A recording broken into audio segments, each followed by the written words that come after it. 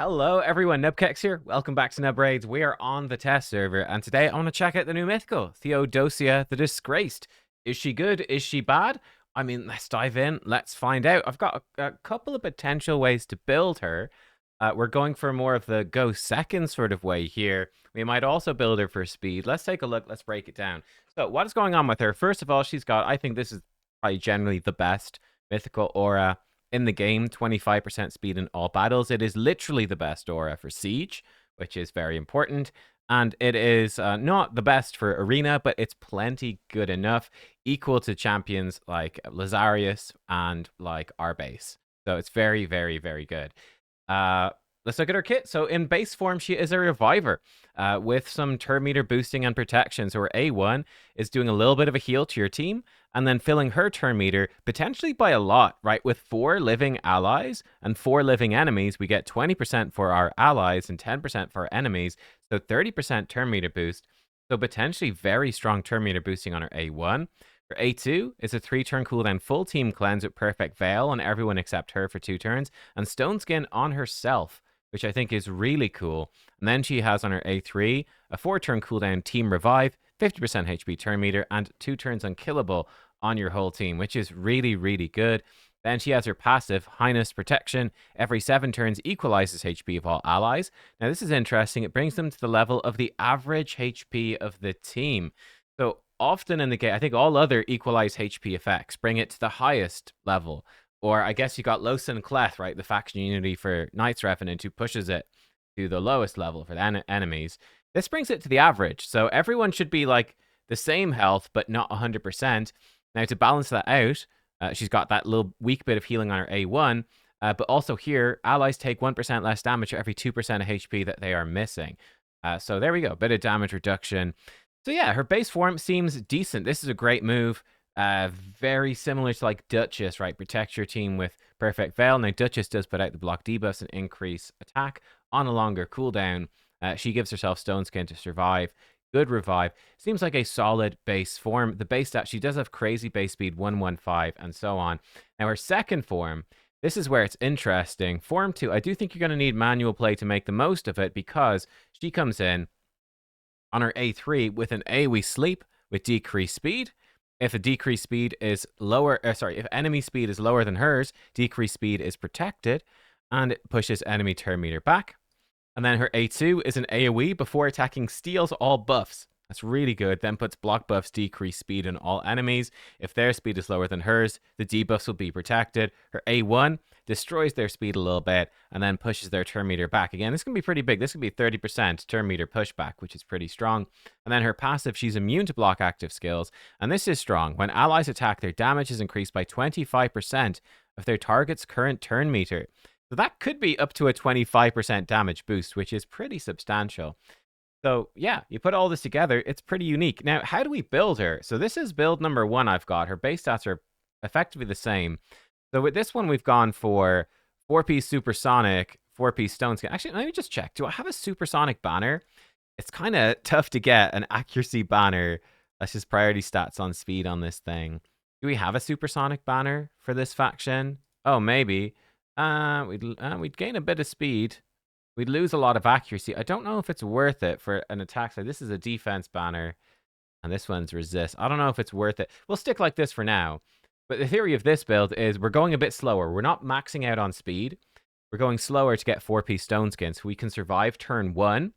And then we've got supersonic so we can cut in. So the theory is, enemy, let's say they buff up. We're still very fast, so we will hopefully get a turn. If they go first, we'll be protected by stone skin.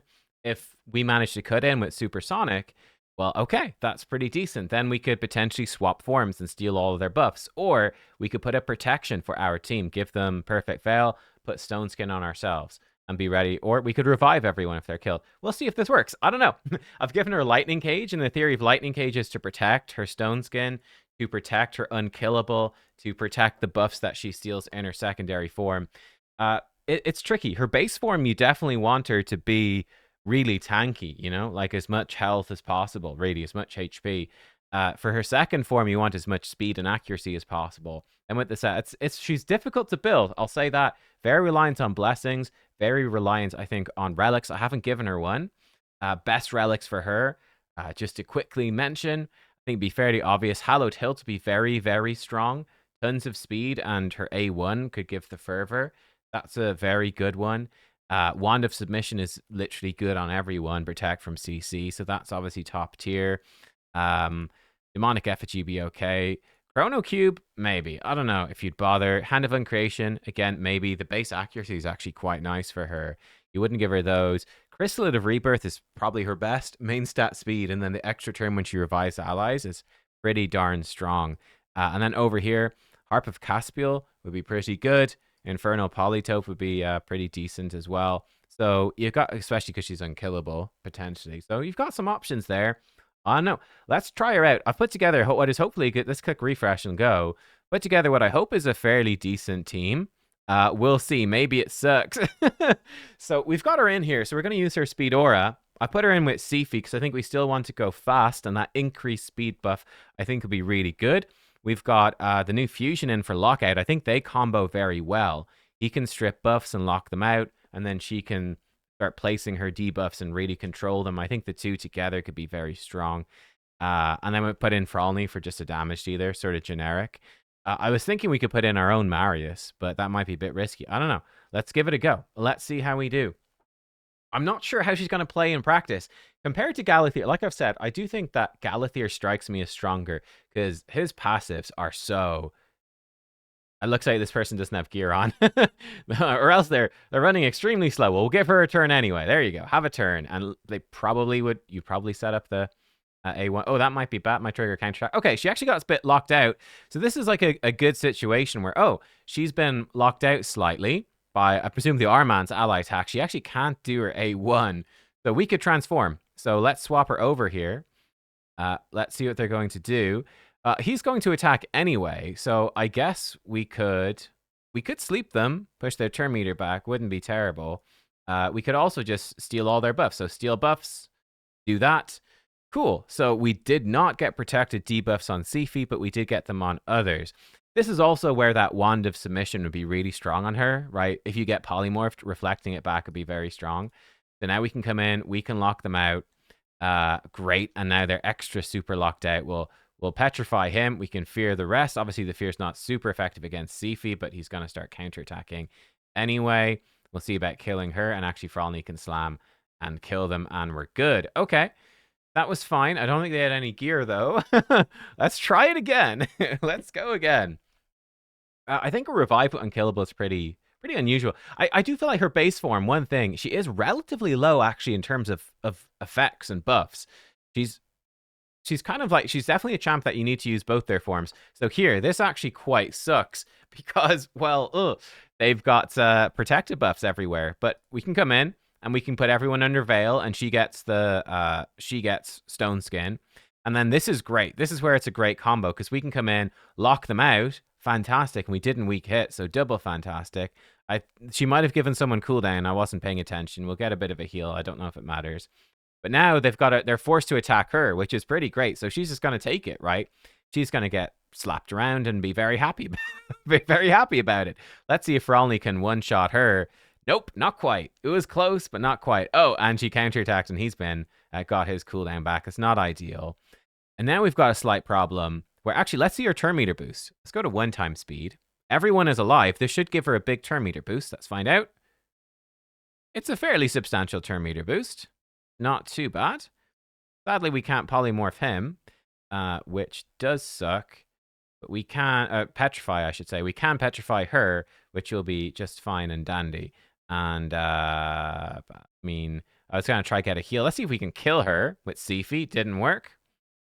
Now we're definitely in danger of being, definitely in danger here. And we don't have the cooldown. I think this is where she could be strong with very high speed, is cycling through this move pretty quickly with her A1s as well.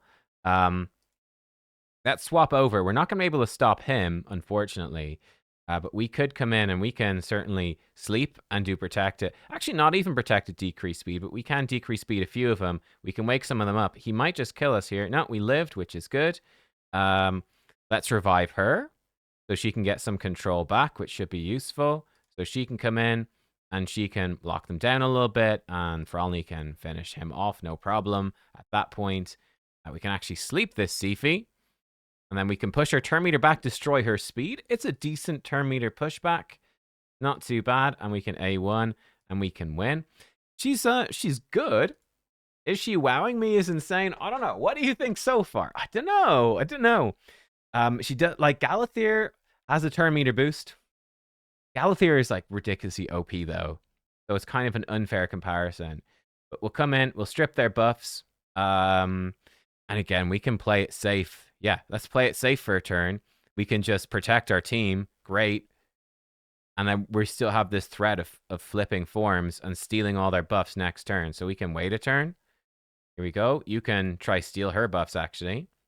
Excellent. Stole them all. His is irresistible, which is nice. Yeah, you know what? Petrify her for fun. But now, like, she can switch form now, which is kind of cool, and steal all their buffs, which is, again, kind of cool. So we can go, yeah, I'll take all of those. Oh, you cannot steal Veil. So the Veil persists. That's good to know. But she does sort of outrun the Siphi increased speed, and Siphi's got kind of long cooldown, so it's going to take us a while to catch back up. Can we steal the turn meter? Yeah, kind of, mostly. And we can come in and we can slam them. We had decreased defense, was pretty nice. So we'll take it. We can sleep her.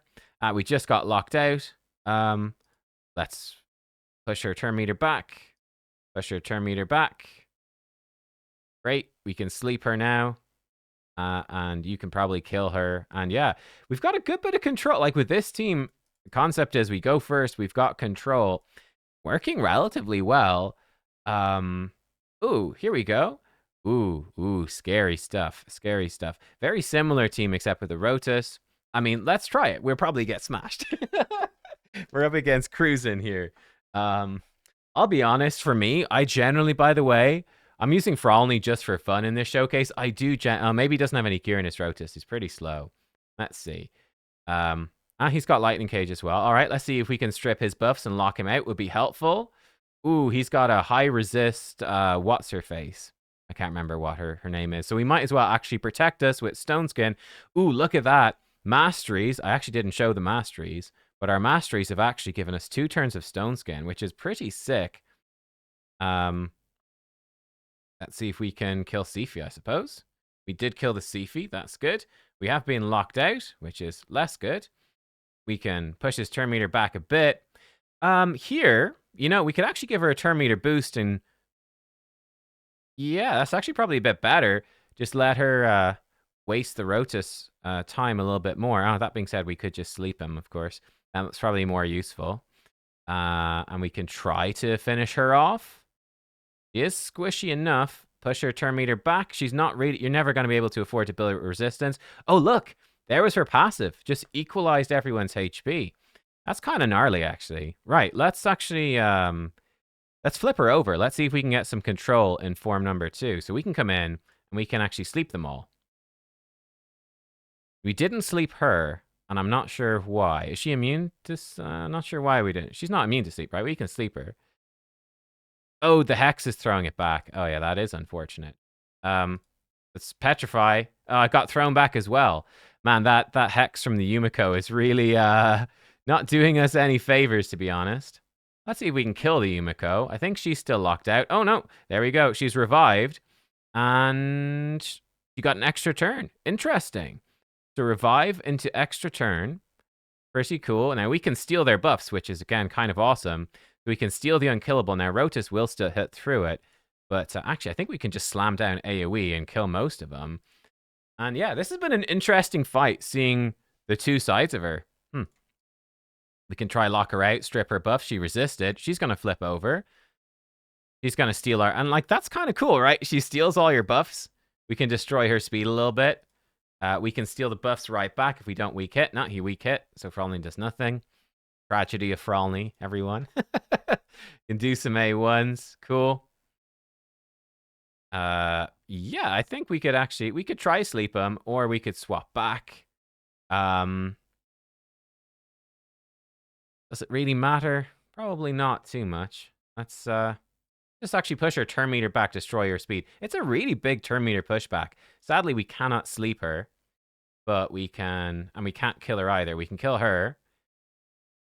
But yeah, when she steals your buffs, it's pretty cool, actually. pretty strong. Again, we can't do anything because she's got the block debuffs that she stole. She's cycling around pretty quick. We can buff up again, which will stop her from doing other stuff. We can steal some turn meter. But she can potentially swap back to her other form and revive. Or we could, again, put the protected debuffs on her. And now we should definitely kill her, pretty much. In fact, we'll just A1, I think. And kill her with the A1. Okay, cool. We took him out. He might not have gear on anyone. Quite possibly. But yeah, she's interesting. Let's try this team as well. One final fight, perhaps. We'll see. We can see her against an Odin. Should be pretty good against Odin, again, because she can steal the buffs. Yeah, I've been happy enough with this build. Uh-oh, that's not so good. Okay. Well, this is great. So now we could protect it. I guess now we've cut in. We actually want to swap over and we want to steal their buffs now, I suppose. So we can steal all their buffs, which is cool. Oh, but it will trigger the Taurus counterattack, which is less than ideal, honestly. And here, do I want to lock them out? Quite possibly I do. We could also petrify Taurus and pray. I think I will do that. We'll petrify Taurus and we'll pray. He is going to get his moves.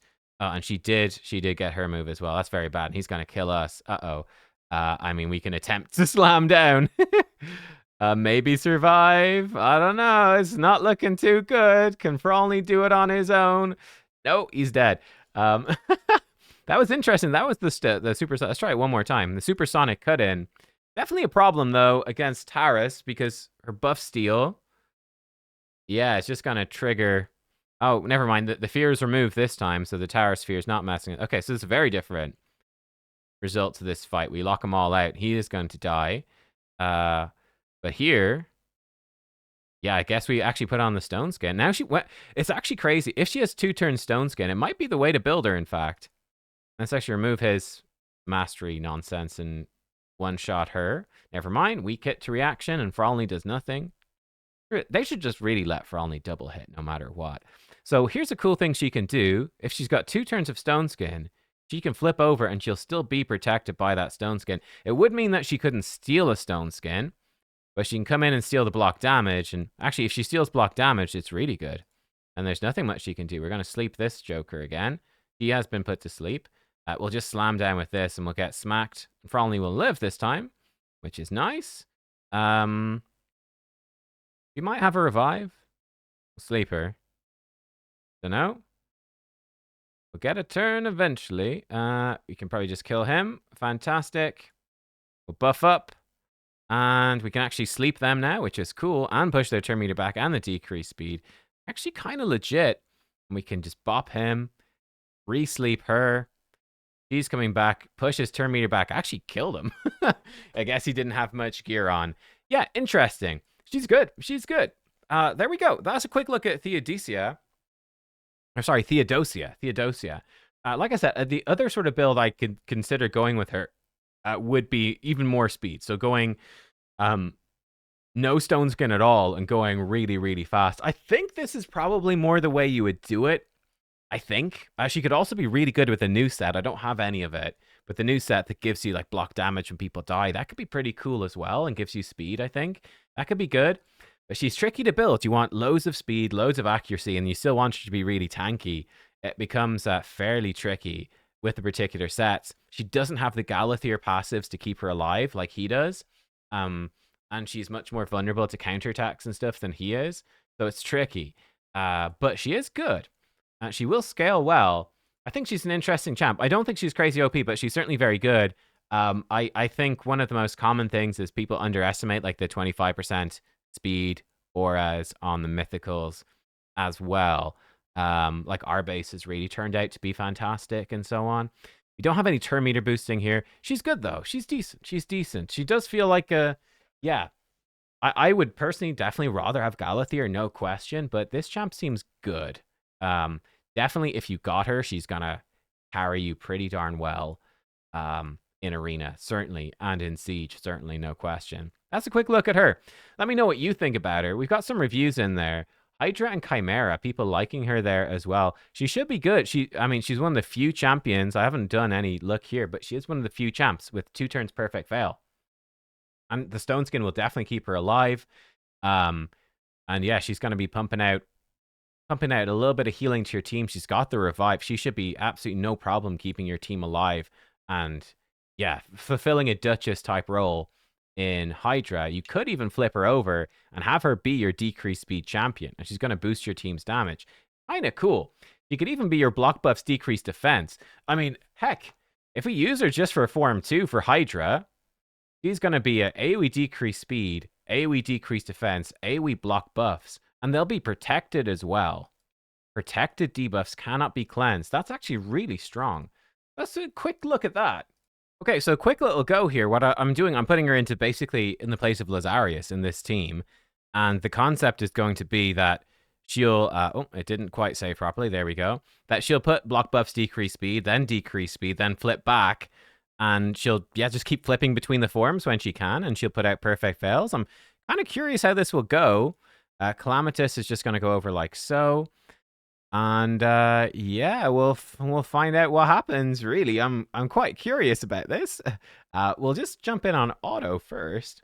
She should be kind of interesting here. She gives you a great aura as well. So you could either keep her in Form 1, just giving you super safety, just loads of perfect veils.